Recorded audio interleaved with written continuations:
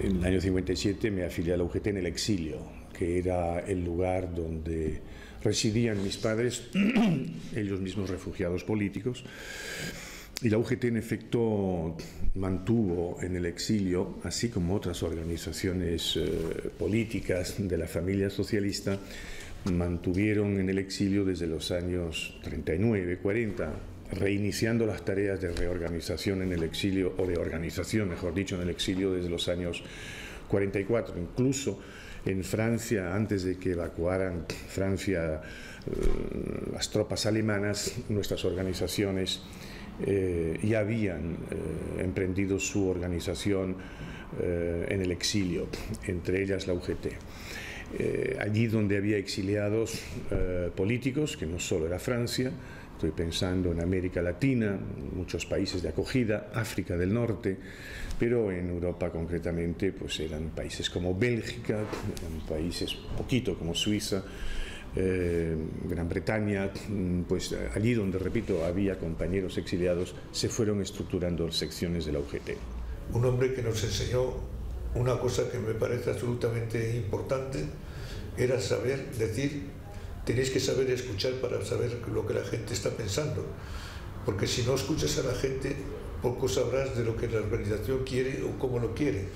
Y eso eran uno de los elementos importantes que se debería mantener también hoy día. A través de esas reuniones se mantuvieron las organizaciones. Todos los veranos teníamos lo que llamábamos el campo escuela. En ese campo escuela desfilaron cantidad de gente, tanto del interior como del exilio, y en ellas continuábamos todo lo que era el proyecto instaurado en su tiempo por Pablo Iglesias y que conllevaba, digamos, la situación de defender los ideales a través de la militancia. Era un elemento para nosotros importantísimo, y a través de ello mantuvimos las organizaciones hasta que se recuperaron las libertades y podemos volver a España. A pesar de las duras condiciones de vida y de trabajo clandestino, estas estructuras se mantuvieron de manera ininterrumpida hasta el año 77, 28 de abril del 77, que es cuando se legalizan las organizaciones sindicales en España después de la muerte del dictador.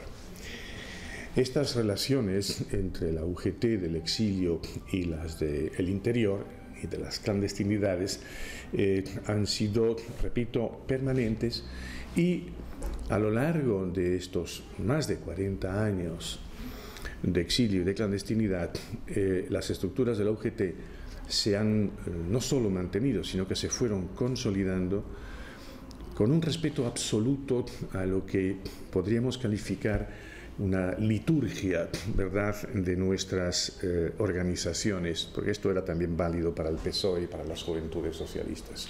Quiero decir con ello que, a pesar, repito, de las enormes dificultades, encarcelamientos, asesinatos, destierros, etcétera, etcétera, nuestras organizaciones siguieron celebrando sus reuniones, no solo de comisiones ejecutivas, de órganos de control de las mismas, sino que también de sus propios congresos.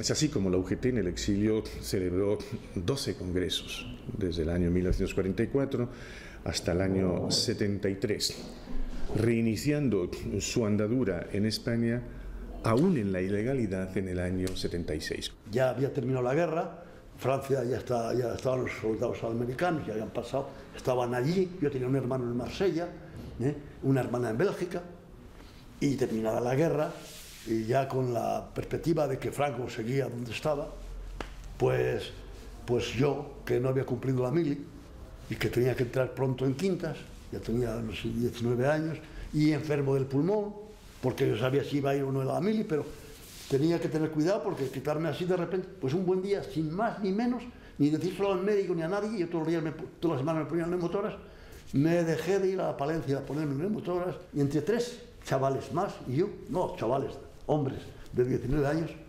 20, y nos fuimos a pasar la frontera por Irún. Llegamos, creíamos que íbamos a encontrar quien nos pasase la frontera, porque España era un campo de concentración. Pues nada, nosotros cuando vieron el panorama, teníamos una ría hermosa delante y enfrente Andaya, y muchos bañistas por allí, pero los carabineros, toda la frontera cerrada, todos con el fusil en la mano, vigilando toda la costa, ¿no? Y había un vejete allí, ellos no quisieron seguirme, los otros dos que venían conmigo. Sacamos el dinero del bolsillo, los vendimos en la arena, dijimos, te para ti, te para mí. Yo me quedé con 800 o 900 pesetas que tocaban de las 1000 que llevábamos, ya habíamos gastado lo demás. Y le dije a un vejete que había allí, oiga, ¿me quiere dar un paseo con barca? Y el vejete dice, sí, pero por aquí cerca, porque por allí no nos dejan. Bueno, pues por aquí cerca. Digo, no, si no me voy, es que si me baño va a ser un poco más adelante y tal. Me quité la chaqueta, me quité los zapatos, até los cordones a los zapatos, pero los perdí igual. Y cuando el vejete estuvo un poco alejado de la playa, pues me tiré al agua. Y empecé a nadar hacia la playa francesa. Pero allí en Francia, cuando me vieron, que sí, me veían, porque no eran tantas las distancias, pues todos echaron a correr de por la playa porque tenían miedo. Días antes habían disparado a alguno que se había querido escapar como yo entonces. Pues cuando me levantó del agua, y sin ropa, dejándola en el agua, pues iba a echar a correr. Y el otro, ¡no corras, no corras!, dirigiéndome. Y no corrí. En vez de correr hice así, como que salía de bañarme, y aquello debió de despistarles, porque después me contó que había un carabinero que me estaba viendo, que me estaba vigilando, y que estaba viendo que me iba a pegar un tiro. El 25 de julio del año 46 pasé yo en la frontera a nado, vestido, con ropa y pack, a Francia, huyendo de España, porque ya esto no tenía arreglo. La mili, desde luego, yo se conoce que iba ya fichado desde el pueblo, ¿me comprendes? Porque a mí me destinaron a un batallón a Balbastro, pero no fui a Balbastro. Había un secretario en el pueblo que daba los informes, se conoce con los papeles ya y me llevaron a Tarragona. Fuimos de la provincia de Guadalajara unos 30 a Tarragona y unos 15 o 20 de Zaragoza, Maños, a un batallón que había venido arrestado desde África porque había perdido una bandera. Y ese batallón le estaban recomponiendo. Por eso nos llevaron a nosotros a Tarragona. Tuvimos nada más unos 15 días. Escape nos subieron al Pirineo. Entonces era cuando los alemanes entraron en Francia. Venían coches desmandados y la aviación pasaba hasta por encima de nosotros. Hasta hubo un avión que venía averiado y en el Cabo de Rosas, en una vega que hay hoy al Cabo Creus, allí se estampó un avión alemán. Y ahí ya te digo, estuvimos como 6 meses. A los 6 meses nos trasladaron a un pueblo de la provincia de Huesca que se llamaba Hueltaña,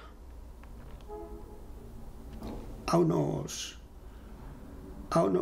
colegios y cosas de esas, y cuadras y cosas, porque por ahí no había cuarteles, ni mucho menos, en el Pirineo.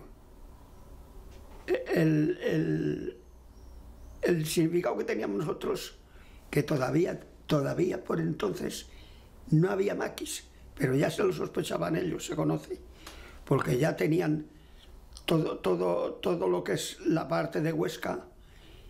Éramos soldados que no cogíamos apenas, ya se sospechaban de que algo iba a venir. Allí en Huesca nos tiramos otros 6 o 7 meses, en cuadras de mulas, pasando hambre, miseria, cosas de esas.